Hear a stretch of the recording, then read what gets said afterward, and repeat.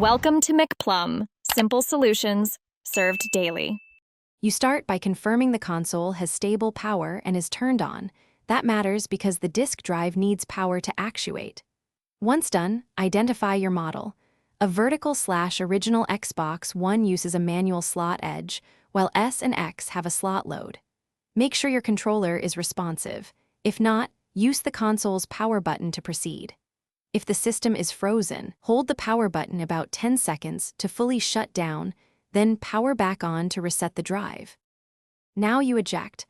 Press the console's physical eject button once. You should hear the drive engage. If nothing happens, press it again after a few seconds. Alternatively, use your controller. Go home, open the Game Tiles menu, choose Quit, then select Eject to ensure software isn't holding the disk. Make sure the console isn't installing updates or suspended. Those states can lock the drive. If the game was running, quitting releases the lock, so the drive can spit the disk out. For stubborn disks, power down and unplug the console, then wait 1 to 2 minutes so capacitors discharge. This prevents damage while you attempt manual release. Locate the tiny access port or panel model-specific and gently turn the manual eject screw with the correct screwdriver. You'll feel the mechanism move and the disk will slowly slide out. If the disk resists or you're unsure, stop. Forcing it risks damage. As a final tip, try a different power cycle, but if that fails, seek professional repair.